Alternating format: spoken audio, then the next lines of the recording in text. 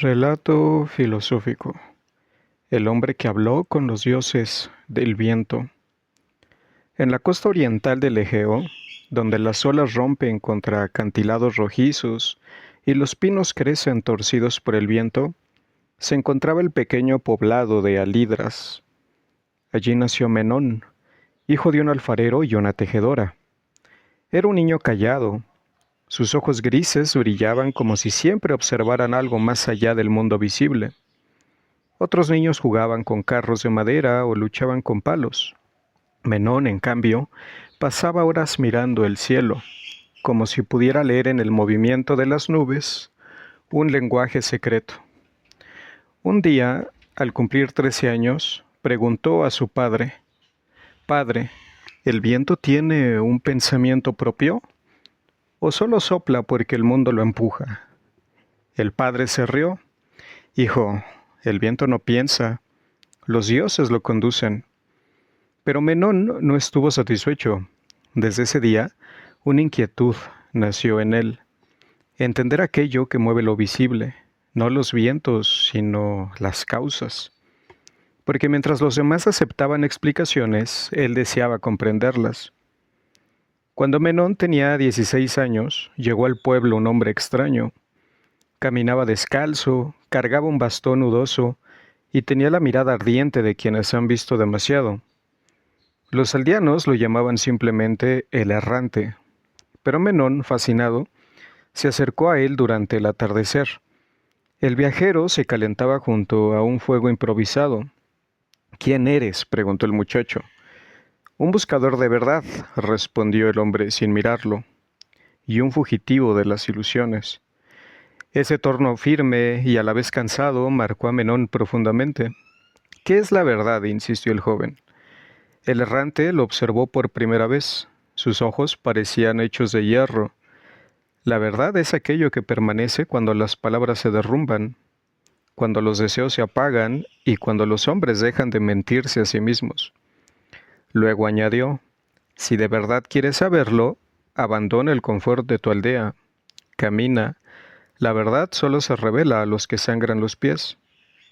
Al día siguiente, dejando atrás a sus padres entre lágrimas, Menón tomó un pequeño saco, un pedazo de pan y siguió al errante hacia el oeste. Caminaron durante semanas. El errante hablaba poco. De vez en cuando señalaba el paisaje y decía cosas crípticas.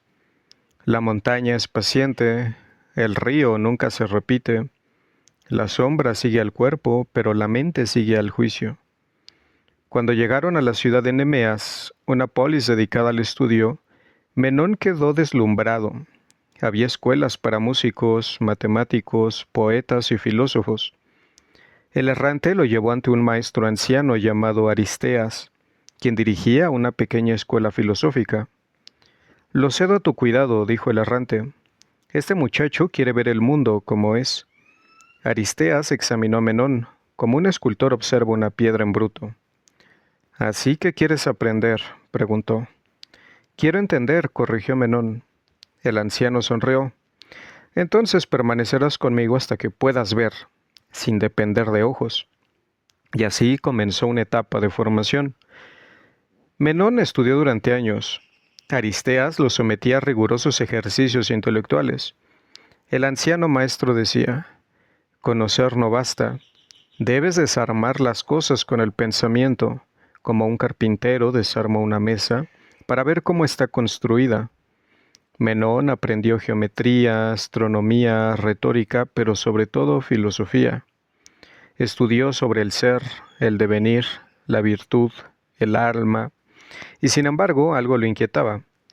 Un día le confesó a su maestro: «Aristeas, siento que mis pensamientos son afilados, pero mi espíritu sigue inquieto. Sé analizar, sé discutir, sé desenmascarar falacias, pero sigo sin saber vivir». Aristeas respondió: «Has aprendido a pensar como un griego, pero no a ser un hombre». Un invierno riguroso azotó Nemeas. Aristeas se enfermó gravemente. En su lecho, antes de partir al otro mundo, llamó a Menón. «Te he enseñado a pensar», dijo el anciano con voz débil, «pero no a comprender la vida». Eso no lo puede enseñar el maestro, lo enseña la experiencia, el conflicto, el sufrimiento. Menón tomó su mano. Maestro, no quiero que te vayas. Todos nos vamos a ir, Menón, respondió Aristeas, y quien no lo acepta no puede comprender la verdad. El maestro le entregó una tablilla sellada.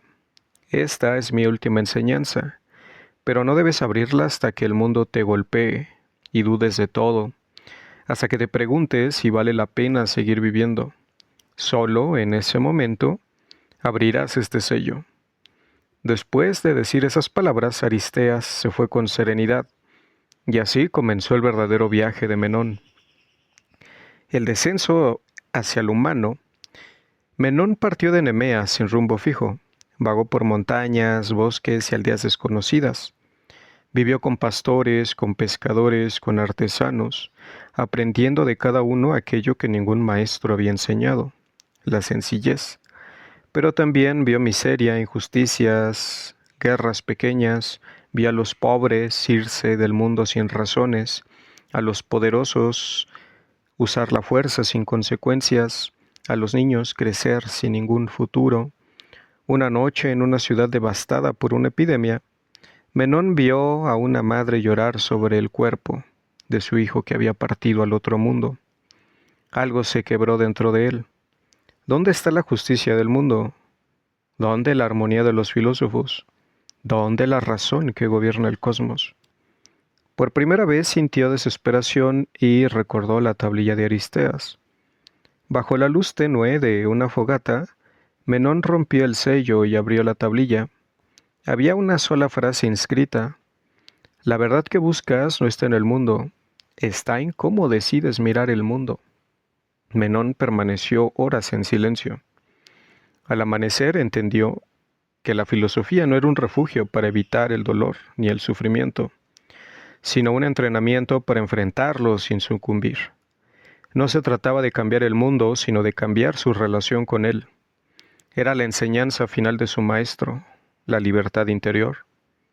Fortalecido, Menón viajó hacia el norte, donde se encontraba el monte Ascalón, famoso por un templo originado por los primeros filósofos presocráticos. En ese templo, los sabios enseñaban escuchando el viento. Decían que el viento no era un dios, sino un símbolo, la voz invisible del mundo. Allí conoció al filósofo Nerónides, un hombre alto, de ojos calmos.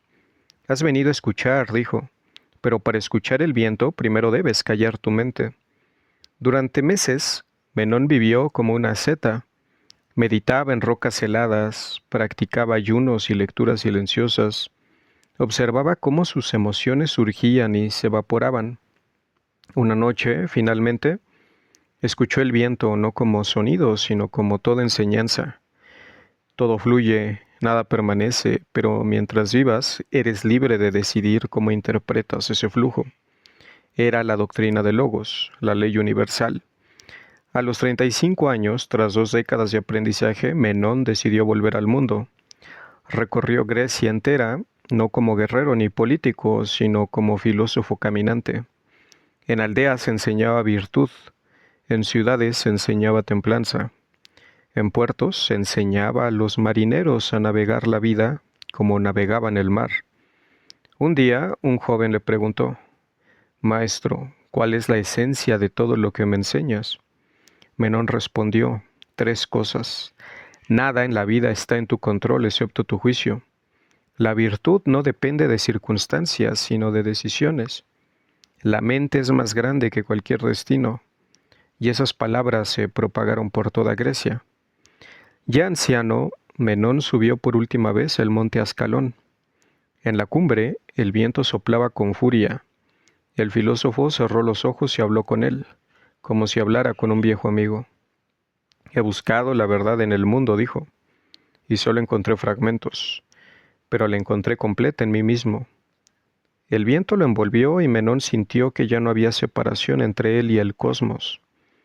Todo es uno, murmuró, y ese uno somos nosotros. El viento sopló más fuerte y Menón se dejó llevar, se fue en paz, sentado, mirando al horizonte. Los discípulos, que hallaron Sus restos dijeron que tenía una sonrisa ligera, como quien finalmente comprende el misterio. Con el tiempo, la historia de Menón se extendió.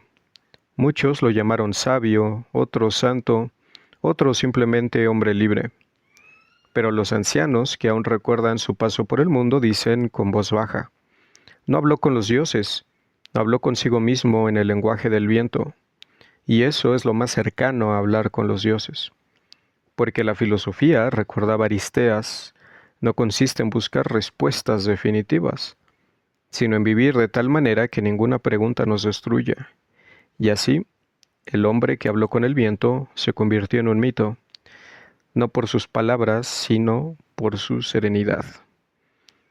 Te agradecería si compartes, das like y comentas para crear más contenido de este tipo, un contenido que hace mucha falta en las plataformas.